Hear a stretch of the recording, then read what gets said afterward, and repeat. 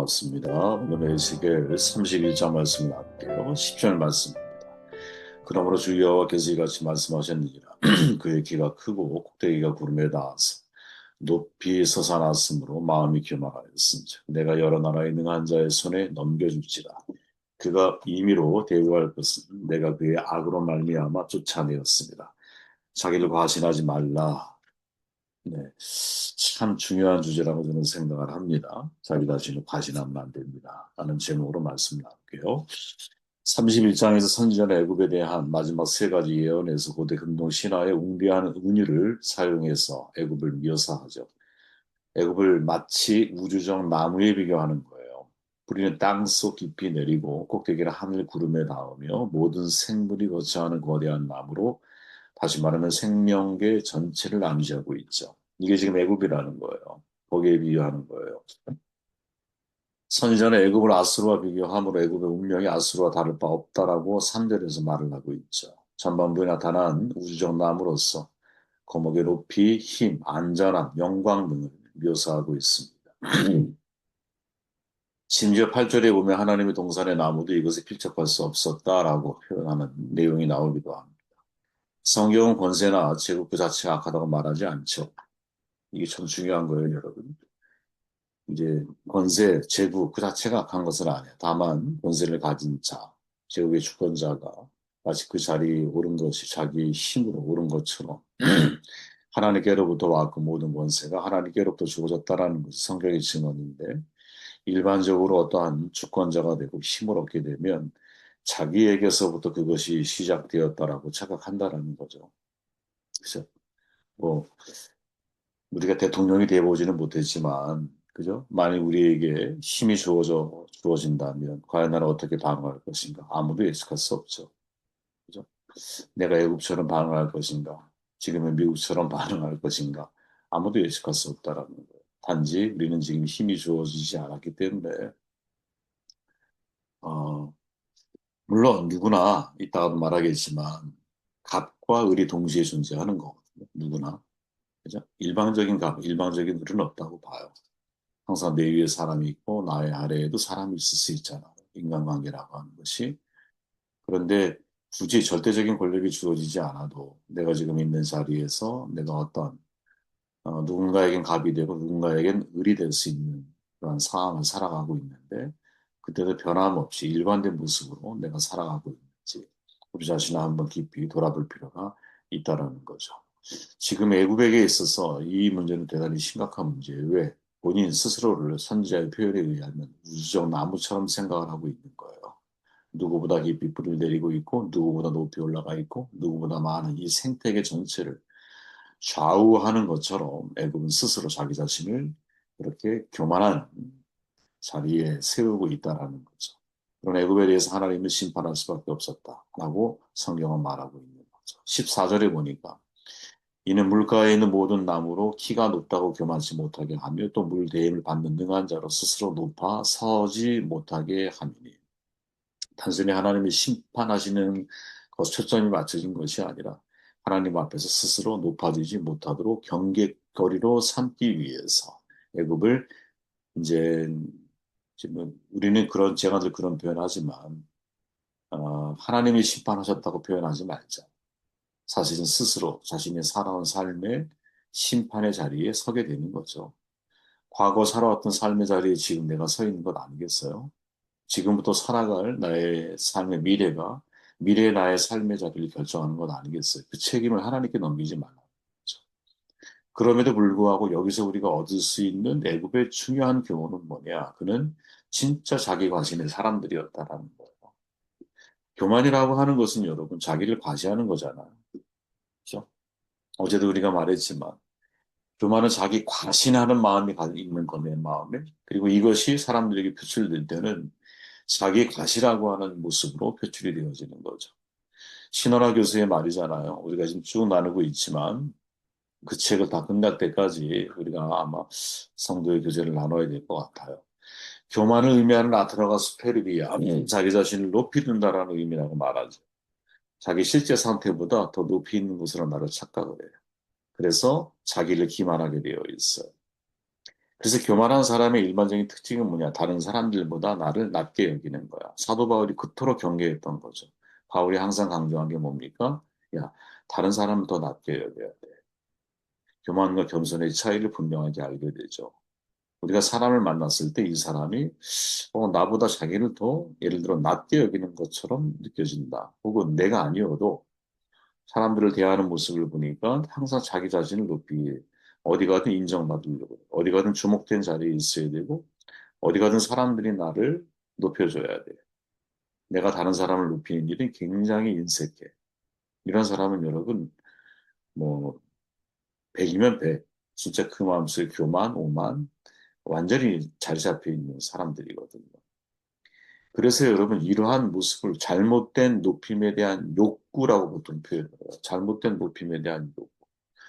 허상의 자리에 자기 자신을 자꾸 세우려고 하는 거죠. 구약에서는 가이왕이라고 하는 히브리어 단어가 나앞에 높이다라는 뜻이에요. 근데 신약이 재미있는 거예요. 12인역에 보면 교만에 사용된 헬라어가 휴브리스라고 하는 단어를 써요. 휴브리스. 자기 자신에 대한 지나친 자부심을 갖는 것 세 가지 의미인데 교만한 마음이죠. 이 마음으로부터 시작돼서 다른 사람을 향해 발산하게 될 때는 불손하게 사람들을 대하는 태도. 그래서 결국 손해와 손해를, 손상을, 능욕을 사람들에게 입히게 되는 이걸 휴브리스라 그래요. 휴브리스. 그러니까 내 자신을 너무 과신하다 보니까 과시하는 형태로 사람들에게 표현되어지는 거야. 불손하게. 그 사람의 태도를 보면 여러분, 그 사람의 마음을 알 수 있는 거예요. 상대에 대해서 얼마나 이 사람이 정말 하나님 앞에 자신감을 가지고 있는 것과 자신을 과신하는 것과는 다른 거잖아. 그죠? 과신과 자신감은 다른 거예요. 과신하는 거는 과시하는 불손한 모습으로 사람들을 대하게 만들거든요. 그래서 결국 손해를 입히는 거야. 이걸 휴브리스라 그래요. 근데 여러분 중요한 휴브리스 신드롬이라고 하는 말이 있어요. 어떤 사람이 권력이나 성공을 오랫동안 행사하면서 과도한 자존감, 그 속에 오만함, 그리고 자기 성찰이 부족한 이런 특징으로 나타나는 심리적인 상태를 휴브리스 신드롬이라고. 되게 재밌죠? 사실 성경에 있는 말들이에요, 다 이게. 헬라어 휴브리스가. 휴브리스 신드롬으로. 이걸 만들어낸 사람이 누구냐? 영국의 외무장관 데이비드 오웬, 정신과 의사 조나단 데이비슨인데 이 오웬이 여러분 정치 생활을 32년을 했어요. 32년을 하다 보니까 특히 정치인들 가운데 권력 중독에 빠진 사람들을 목격하게 되는 거죠. 저 사람들이 왜 저렇게 권력에 중독되어져 갈까? 아무래도 고민하겠죠. 물론 자기도 자기 자신을 성찰하기 위해서 했을지도 몰라. 그러면서 이걸 연구하기 시작을 한 거예요. 휴브리스 아까 말했죠. 오만과 자기 가신을 뜻하는 거예요. 세 가지 의미가 그 속에 담겨져 있어. 근데 결국에 이 휴브리스는 어떻게 돼? 다른 사람에게 손해를 입혀. 그죠? 근데 이 휴브리스에 대해서 이 오만 오행 그리고 정신과 의사 이 사람들이 이제 연구를 하면서 권력자들이 이상하게 그 권력의 자리에 오래 이 사람이 이제 그걸 뭐라 그러죠? 유지하게 되면 권력을 유지하게 되면 그 권력을 통해서 사실은 모두를 이롭게 하는 홍익 정신이 실현되어지면 참 좋은데 시간이 지나면 지날수록 이 사람은 점점 갑이 돼. 그죠? 다른 사람에 대해서 공감하는 능력이 떨어지고 인지적 유연성이라고 그러잖아. 사람들과 대화가 안 돼. 그죠? 자기 주장이 강해지면서 그러면서 점점 자기를 과시하게 되고 그죠? 사람들에 대해서는 자기보다 낮은 사람들 우리 뭐 너무나 많이 봤잖아요. 공항에서 캐리어를 쭉 밀어 던지는 정치인을 보지를 않나 뭐 별의별 사람들 다 봤잖아요. 사실 왜 그러냐 왜 그러냐 휴브리스 신드롬 완전히 중독되는 거예요 그 사람. 그래서 여러분 권력 중독을 성격 장애라고 처음에는 규정을 했는데 너무 심각하잖아. 그러니까 성격의 특성을 찾아내기 위해서 나름 본인들이 이 기준, 진단하는 기준을 만들었어요. 근데 그 내용에 보면 자기애성 성격 장애의 8가지 항목, 반사회성 성격 장애의 2가지 항목, 연극성 성격 장애 한 가지 항목.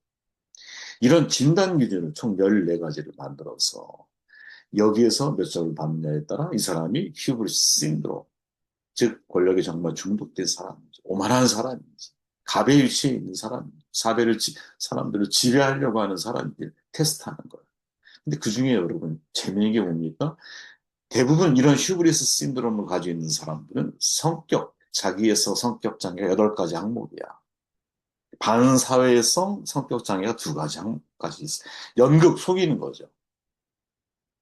이 내용들을 보면 여러분, 내용들 하나하나를 면밀히 보면 완전히 자기 자신에 대해서 자기 과신이라고 하는 엄청난 한계에 이 사람들은 직면해 있구나. 그런 사실을 발견하게 되죠. 이렇게 히브리스나 히브리스 신드롬에 대해서 사람들이 사로잡히게 되면 진짜 나타나는 고유의 현상들이 있는데 타인의 말에 귀를 기울이지 않아. 미숙한 권력자이죠. 우리는 정말 실시간으로 이걸 목격을 해왔던 거지, 사실은. 그죠? 자기 자신의 경험과 판단에 더욱 치우쳐. 되게 고집스러운 거죠. 여러분, 고집이 나쁘다고 표현할 수는 없어. 근데 올바른 방향으로 고집을 부려야지. 그죠? 자기 것만 고수하기 위한 고집은 어느 누구와도 동행할 수가 없잖아요. 그죠? 인지적 유연성이 떨어져. 사고가 경직된다는 거죠. 그죠? 이 3가지가 삼박자가 딱 맞아떨어지면 어떻게 돼? 그는 고립된 인생을 살아. 어디서 많이 봤죠? 어디서 많이 봤어? 권력자의 뇌라고 하는 여러분 연구한 사람이 있어. 버클리 대학의 다처 켈트너라고 하는 사람.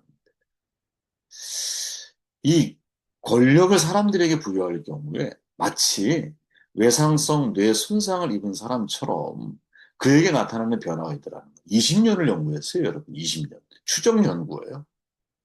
그러니까 굉장히 사실은 뭐랄까요? 실제적인 팩트에 가까운 그런 연구라는 거죠. 되게 충동적으로 바뀌어. 그리고 위험 감지력이나 타인에 대한 관점에서 이해하는 능력이 점점 떨어진다는 거. 이게 권력자에 대한 거예요, 여러분. 이해되지 않아요? 저는 충분히 이해가 되더라고요. 아, 사람이 권력에 맛을 들이게 되면 이게 중독 현상이 있구나. 사람이 자꾸 권력을 행사하려고 그래. 충동적으로 바뀌어. 권력이 있으니까 위험 감지력이 떨어져. 그러니까 친위 구태타를 일으키는 거야. 다른 사람에 대한 그 인지 능력, 그 사람의 말에 귀를 기울이려고 하지 않아. 그러면 정반대로 생각을 해보시면 좋겠죠. 내가 히브리스 신드롬에서 정말 자유로워지려면 어떻게 해야 됩니까?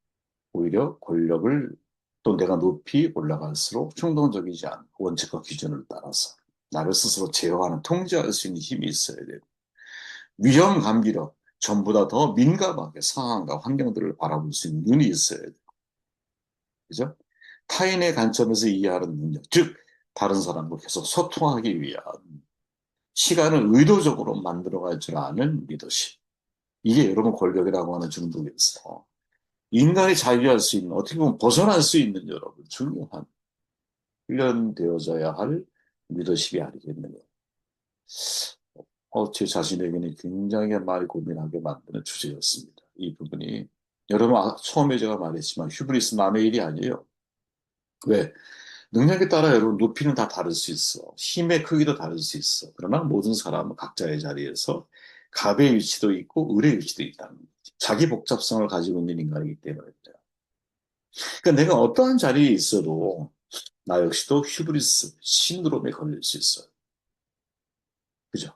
어떨 때, 좀 전에 말했죠? 권력자의 뇌 혹은 휴브리스 신드롬이 가지고 있는 자기 자신에 대해서 너무 과시하려고 하고 타인에 대해서 불손한 태도, 그 태도 속에 타인에 대한 말을 듣지 않으려고 하는 오만함이 숨겨져 있잖아. 그죠? 내가 그런 모습으로 사람을 대하고 있지는 않지. 내 뇌나 마음이 여러분 화석이 돼서 누구의 이야기도 듣고 받아들일 수 없는 굳은 마음을 가지고 내가 살아가고 있거나. 그때 나는 진짜 위험한 거죠. 에스겔서에 나타난 애굽의 교만함이 뭡니까? 자기를 높이죠. 신적 착각에 빠지죠. 자기는 하나님이라고 착각을 해요. 왕조들이 대부분 다 그랬어요. 그죠? 하나님에 대한 불신앙으로 아수르나 바빌론의 경우처럼 자신들의 힘을 과신하고 자기의 힘을 이웃을 억압하는 도구로 사용을 해요. 완전한 오만함이죠. 휴브리스 신드롬. 갑의 위치에 있을 때 여러분 타민족을 영혼의 을로 생각을 해요. 누가? 애굽이. 그 잡아다가 노예로 시키는 거 아니야. 계속 반복되어 왔던 애굽 왕조의 모습이었잖아요. 갑의 관점에 변화가 없는 거죠. 왕조들이. 100% 부드러워. 무서운 말이죠. 과거에 메시 뉴스 앵커였던 조정민 목사가 사람이 선물이라는 책에서 이렇게 말하잖아요. 나와 다른 관점은 이 세상에서 내가 외눈박이로 살지 않도록 하는 선물입니다. 오늘날 모든 정치인들이 특히 지금처럼 뭔가 너무 이상한, 그죠? 극좌로 향하고 있는 이들을 어떻게 통합시켜야 될까? 참 고민스러운 시대를 살아가고 있잖아요. 소통이 필요하죠, 그죠? 나와 다른 관점을 가지고 있는 사람들을 우리가 좀 품고 살아가야 되는데, 최고의 권력에 있는 사람들부터 해서 나와 다른 관점은 갑이 을을 짓밟듯이 그런 문화를 양산해 나아간다면 이 세상이 어떻게 화평해질 수 있겠는가? 우리는 어떻게 해야 될까?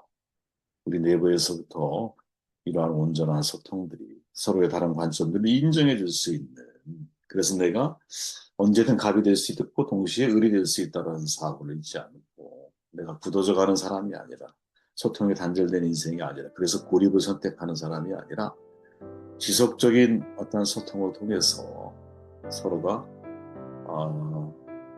휴브리스 신드롬이 아니라 그 정반대로 사회를 만들어 나아갈 수 있는 우리가 되면 얼마나 좋을까 하는 생각을 해보게 되었습니다.